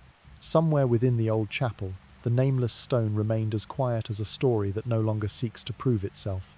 But the silence of stone could not stall time's steps. Each policy kept, each good harvest, each ship returning from a weathered sea, wrote a further line for a name once buried. And at night, as wind crossed the willows on the bank, leaves spoke together like a whisper. "Mother, I am going on." The air broke into pale gold shards as sunlight crossed stained glass, letting dust school like tiny fish within the nave. Candles still burned there, small flames breathing steadily, a hush with light, yet prayers had turned their emphasis toward scripture, toward conscience, toward the way each soul quietly speaks with the good inside. The rain opened like morning pouring honey. From the year 1558, Elizabeth walked slowly and surely, choosing the middle, a road wide enough for many shoes to move without treading on one another. Church draughts grew gentler. On wooden lecterns, books opened, paper smelling of linen dried in sun. Congregational song did not bite. It wrapped stone as a warm scarf does. Everywhere old articles stood like trees lightly pruned, so daylight might sift through. Bell-keepers learned to strike half a beat softer. Pastors kept candles a hand nearer to the pews. At market inns, talk of faith no longer primed the hearth. They spoke slowly, poured ale slowly, sometimes stopping, only to hear wind cross the door, as though wind, too, deserved its say. The settlement formed that way. Not a wall, but a bridge flung over water that had once frothed. By night, eyes closed. Londoners heard roofs sigh relief like someone retying a shoelace. In sanctuaries, ranks of wax still shone, their glow as mild as an old sweater. Yet the petitions were calmer, less dispute, more self-searching. In a side aisle, a mother palmed her child's hair and read new phrases that somehow felt familiar. Mid-nave, an elder lifted his gaze to coloured glass, breathed a thread of white, and smiled. Faith, given space to breathe, often recalls how to stand. From that quiet, letters flowered. Plays shifted their weight in open-air yards where wind teased a fool's cap, where wet wood and licorice met at the hawker's tray. Verse, like dusk-dark birds, crossed the river evenings, leaving silver-slashed wake. Playwrights learned to watch faces in slanted sun and return them in the people's tongue. Crown and conscience, secret loves and vows to oneself. At the bookstalls, new sheets cracked crisply. Vendors tied readers' dreams with red thread and smiled without showing teeth. Many nights the city seemed seated on the same step, hearing the breeze snap a line in half and drop it into water. Elizabeth, beneath that vault, chose not to Wednesday. The sea kept its secret. She knew matrimony's cord could tighten at a crown's throat. Instead of ceding power to another household, she wove a web of servants, loyal as a net maker, knots rope, close meshes, durable twine, cast anywhere, and something will lift. She listened to Parliament as to a many-voiced score. Press here, relent there, always sensing where silence should let other lines be sung. With Europe, she rode by reading water, at times showing the oar for courtesy, then drawing it back like a small blade hidden in a velvet sleeve not to use, only to remind that she was awake. At the quays, masts rose like a forest thickening. Shipwrights talked with wind, smeared tar upon planks as though honey on a scratch. Hawser lines drew taut and hummed like a flaxen choir. Vessels returned with pepper and instruments, and new vowels and stories that made hearths in taverns burn brighter. On the bridge, fishmongers learned a handful of foreign words. In gardens, hostesses tried new herbs, naming them by scent and by memory. Amid such motion that Anglican balance was no stormproof coat, but warm enough for windy nights.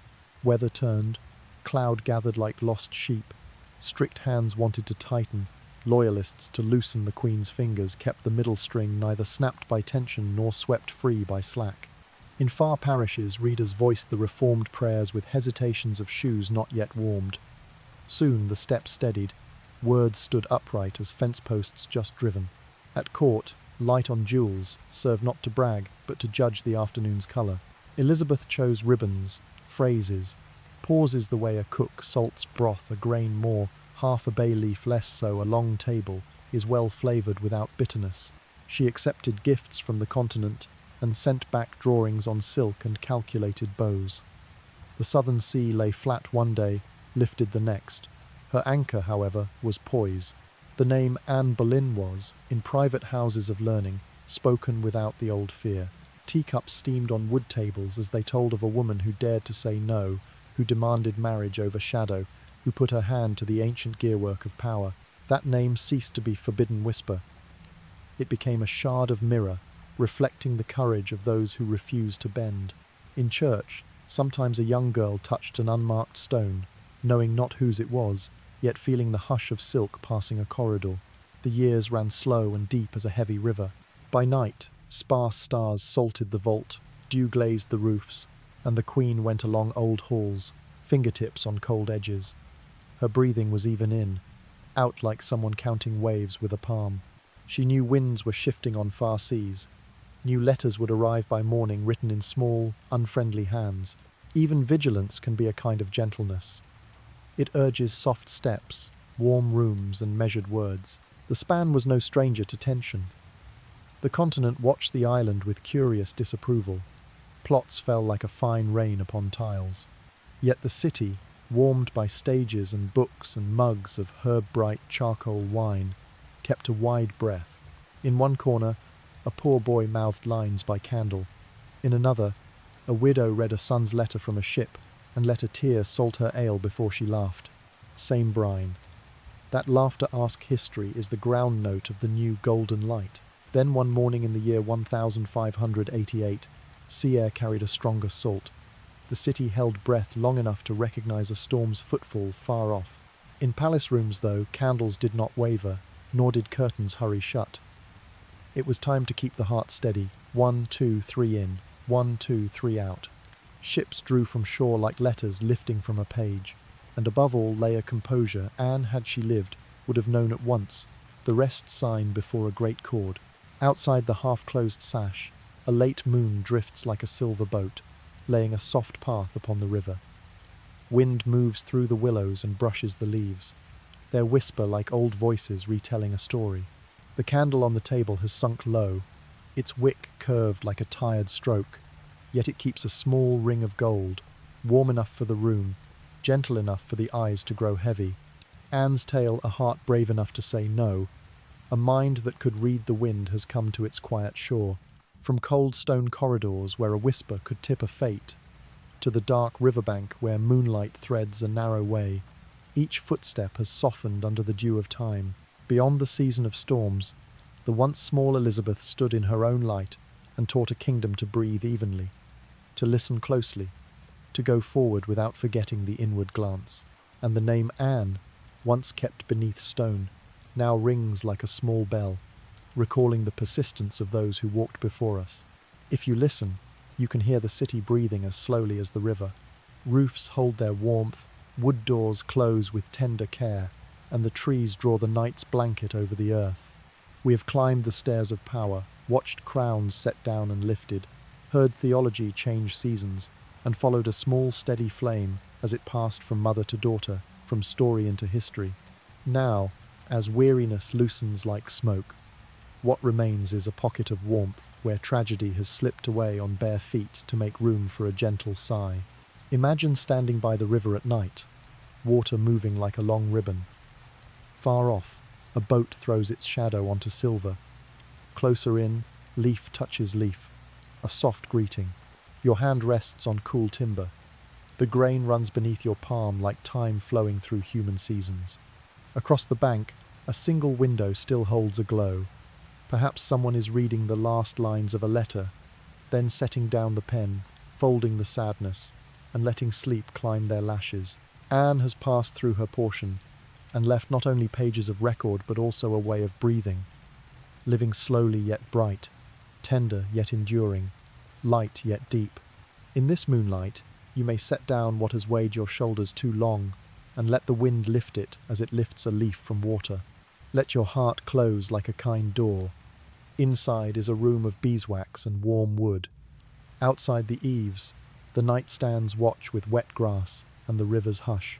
If there is anything left to send, place it upon this imagined current, an apology, a wish, or simply a silence. The river knows how to carry it away, as it has borne clouds and broken moons through countless nights. And when you turn back, lay your head on the soft quilt and remember, even the hardest road has its level stretch, and even the most tired heart is granted a comforting night. Now, close your eyes. Hear the leaves outside whispering like friends keeping your secrets. Feel the cool, kind draft crossing the room, smoothing your hair like the gentlest hand. The moon will keep watch at the curtain, and the river will sing quietly until morning. I wish you a peaceful night. Sleep deep as the riverbed, light as a leaf, warm as the last small flame that keeps its fire. Rest well, and I'll meet you again at a very gentle dawn.